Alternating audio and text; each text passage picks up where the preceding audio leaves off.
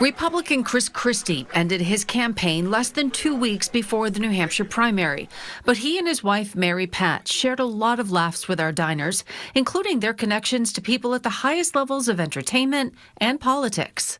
I should find that picture. We actually had season football tickets at Delaware, and as a result, when we were students and then when we graduated, we had a group of people that would tailgate every Saturday, and Joe Biden often was there getting beer from whatever tailgate would give it to him. So we got a number of pictures, and one of them, which is what Chris is looking for on his phone right now, is Chris and I with our then, I would guess, maybe 3 or 4 year old daughter, Sarah. Oh, she was younger than that. Was she? Yeah. All right. She's little. And yeah, and it's at a tailgate, and we're in our 20s, and there's old Joe Biden with us. Look how little Sarah is. Oh, she is little. Yeah. I stand corrected. She's a baby. Yeah, she is a real baby. You're pretty young looking. She was born in 19. I'm pretty young looking too. I won't say anything about you. You look just the same. I read an article recently about your relationship and admiration for Bruce Springsteen, and how that's gotten better, which is great. The improvement in the Springsteen relationship is completely startling to me, and you need to understand, you're a kid from New Jersey. I went to my first Bruce Springsteen show when I was 13 years old at Seton Hall University, at the Walsh Gym at Seton Hall. Bruce, at that time, that was 1975, so Bruce was 26, I was 13, and I've been to 152 shows in my life. So, like, the fact that Bruce and I now, like, text regularly, and like he's watching this stuff, and like he saw a new ad that our Super PAC put out. He found it and texted me. He's like, he attached it and said, "Loving this, great, right?" You know, like, so I'm getting the Bruce commentary on an ongoing basis. So we agree on almost nothing politically, but he's this hardworking, energetic, charismatic guy, and I think he kind of represents the personality of our state in some ways. The Republican presidential primary is one candidate's first foray into politics. Like others, Vivek Ramaswamy credits his parents with shaping his focus and work ethic. But there were other influences too, including a music teacher who was too smart to fall for adolescent tricks. Thank you. Well, thanks for the warm welcome. Growing up, Vivek Ramaswamy had a strict piano teacher, but he knew if he got her going on one particular topic of conversation, he might be able to avoid getting called out for not practicing enough. It was a deflection we could use. One thing that would throw her off her tilt is if we started getting her talking about politics on a day where we hadn't practiced very much. She would, 10 minutes of the half hour would be spent on talking about that topic, which means 10 minutes less of getting in trouble for not having practice. So we thought we were really clever about that. But, a little while in, she said, "I know what you're doing.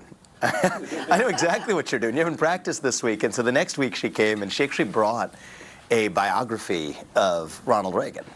And she gave it to me as in high school then, as an assignment to read it, sort of as a friendly disciplining of saying, "I know the tricks you're playing on me, why don't you read this?" And that actually have had a big influence on my life. As the son of Indian immigrants, Ramaswamy watched his parents work hard to create a new life in America. His father, an engineer, at one point retraining as a lawyer to keep his job at GE, bringing young Vivek with him to law school at night.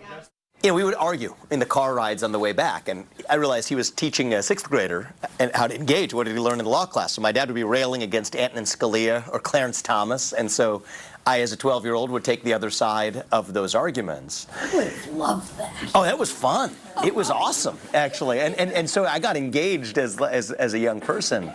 But actually, the real lesson I learned was that he didn't let the hardship turn him into a victim. Ramaswamy and his wife Apurva faced their own hardship after the birth of their first son, Karthik, in 2020.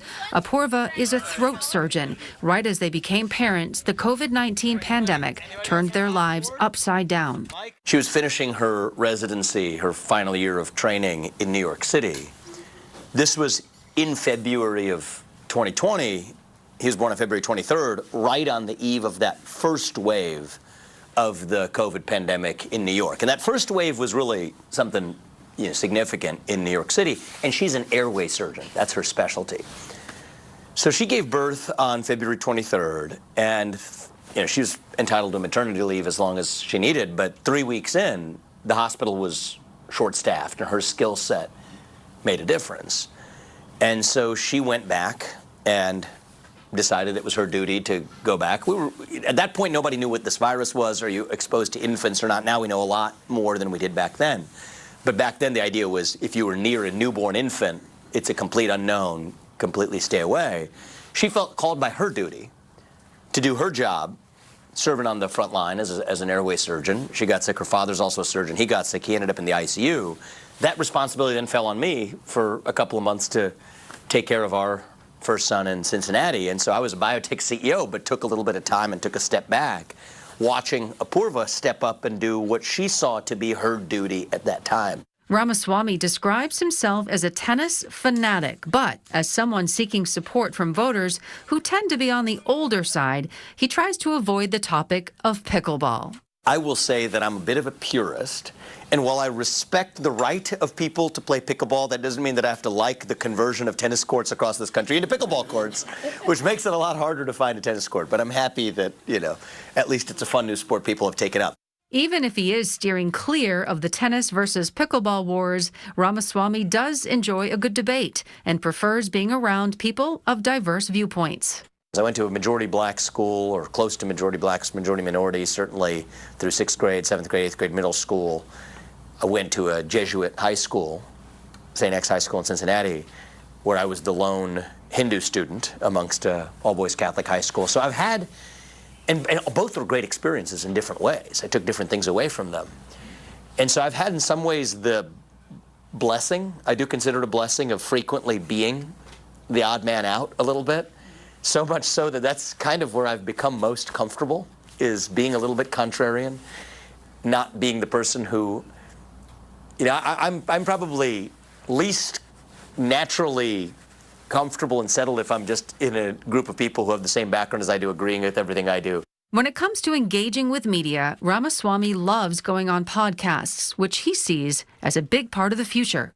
We were joking around that maybe I should be the first president who has at least a once-a-week podcast, the modern version of a fireside chat, right? They used to do fireside chats. We can catch up with our moment and reach more people that way. And yeah, it's one of the things I'm committed to doing through the rest of this too, is learning, not just delivering a message, but creating the space to continually learn through that process too.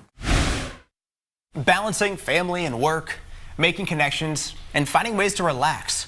Common challenges in a very uncommon spotlight when you're running for president. But our Candidate Cafe gives White House contenders the chance to open up in a way that can't be done on the national campaign trail. It's the kind of conversation that defines New Hampshire's first-in-the-nation primary. Thoughtful, extended, and candid conversations, providing real insight into the people asking to be your president. You can find even more of these moments on our website and mobile app. There, you'll also find the information you need to cast your ballot in the presidential primary, including the candidates' policy positions and how and where to vote in your town. And of course, we'll have complete coverage of the race for the White House as we count down to Election Day. Thank you for joining us, and we'll see you on the campaign trail.